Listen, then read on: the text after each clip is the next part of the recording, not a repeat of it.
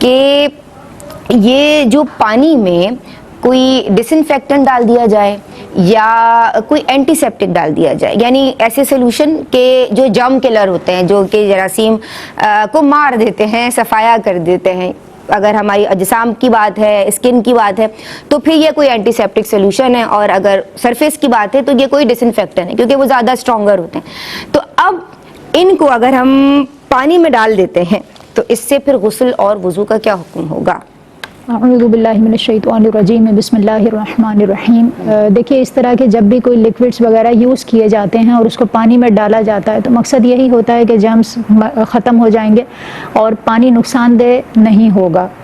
اور نارملی اس طرح کے لیکوڈز جب بھی ڈالے جاتے ہیں وہ بہت تھوڑی کوانٹٹی میں ڈالے جاتے ہیں، یعنی ان لیکوڈز کو ڈال دینے کے بعد بھی یہ پانی پانی ہی کہلاتا ہے، یہ کچھ اور نہیں بن جاتا۔ لہٰذا اللہ رب العزت نے طہارت حاصل کرنے کے لیے، وضو اور غسل کرنے کے لیے پانی کا ہی حکم دیا ہے کہ ہم پانی سے ہی طہارت حاصل کریں گے۔ اب اگر اس طرح کا لیکوڈ کوئی ڈال بھی دیا جائے لیکن ابھی بھی یہ پانی اپنی صفات پر برقرار ہے اور یہ پانی ہی کہلا رہا ہے تو بالکل اس سے وضو اور غسل کرنا جائز ہوتا ہے۔ اس کے ساتھ یہ بھی ذہن میں رکھیں کہ کوئی ناپاک چیز اگر پانی میں گر جاتی ہے اس صورت میں تو ظاہر سی بات ہے کہ وہ پانی ناپاک ہو گیا۔ اگر وہ تھوڑی مقدار میں ہے، 10 در 10 10/10 جس کا آپ حاصل ضرب آپ 100 کہہ لیجئے، تو اتنا پانی اگر کسی جگہ سٹورڈ ہے، اس میں نجاست گرتی ہے، ایک جگہ سے دوسری جگہ فوری طور پر ٹریول نہیں کرتی تو دوسری جگہ سے جہاں پر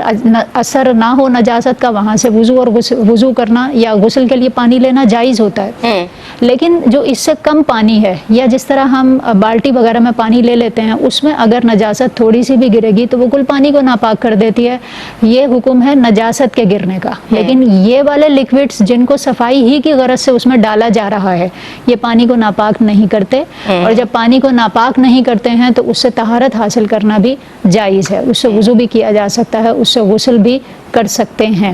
اس کے ساتھ یہاں پر یہ بھی عرض کر دوں کہ الکوہل کی وجہ سے، کیونکہ بعض اوقات اس طرح کے لیکوڈز میں الکوہل کا بھی یوز ہوتا ہے تو اس سے کچھ کنفیوژنز ہو سکتی ہیں کہ ہو سکتا ہے کہ یہ ناپاک ہو، تو یہ صرف کنفیوژن کی وجہ سے یا ایک وسوسہ آنے کی وجہ سے کوئی چیز ناپاک نہیں ہوگی۔ پہلی بات تو یہ کہ یہ جو الکوہل اگر کسی چیز میں یوز کر بھی لیا جائے اس طرح کے جرمز کلر میں تو وہ مقدار ایک تو مغلوب ہوتی ہے، وہ غالب نہیں ہوتی، وہ تھوڑی مقدار ہوتی ہے۔ پھر دوسری بات یہ کہ وہ مقصود نہیں ہوتی کیونکہ مقصود تو طہارت اور نظافت ہی ہوتی ہے۔ تیسری بات یہ کہ کثرت استعمال بعض اوقات بعض چیزوں کو جائز کر دیتا ہے۔ اب کثرت سے الکوہل کا استعمال ہوتا ہے چیزوں میں اور لوگوں کے لیے اس سے بچنا بہت زیادہ دشوار ہے، اور یہاں پر اصل مقصود الکوہل کو انٹیک کرنا یا الکوہل کا یوز بھی نہیں ہے۔ لہٰذا اگر وہ کسی اس طرح کے لیکوڈ میں الکوہل کا یوز ہے تو اس سے آپ کنفیوز نہ ہوں، اس سے پریشان نہ ہوں، وہ کسی چیز کو ناپاک نہیں بنائے گا، اور اس طرح اگر پانی میں یوز کر لیا جائے تو اس کے ڈال دینے سے پانی ناپاک نہیں ہوگا۔ ٹھیک ہے۔ باقی رہا یہ مسئلہ کہ اگر کسی بچے نے پوری بوٹل تھوڑے پانی میں ڈال دی کہ اب اس پانی کے اوصاف باقی ہی نہ رہے، پانی اب اس کو کہنا ہی مشکل ہو گیا،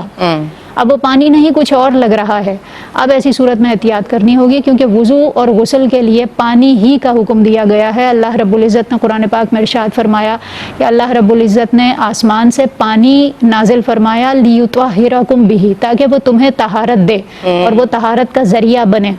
تو جب تک پانی کسی چیز کو کہا جائے گا چاہے اس میں اس طرح کا کوئی لیکوڈ ڈال دیا جائے لیکن تھوڑی مقدار میں ہو کہ وہ ابھی بھی پانی ہی کہلا رہا ہے تو اس سے وضو اور غسل جائز ہے، بشرط یہ کہ بہت زیادہ کوانٹٹی میں نہ ہو کہ اب اس کا پانی کہنا اگر مشکل ہو جائے گا تو پھر ظاہر ہے کہ اس کے اوپر حکم یہی لگے گا کہ اس سے وضو اور غسل نہ کیا جائے، لیکن جب تک وہ پانی ہے اپنی صفات پر باقی ہے اس سے وضو اور غسل جائز ہے۔ ٹھیک ہے جناب۔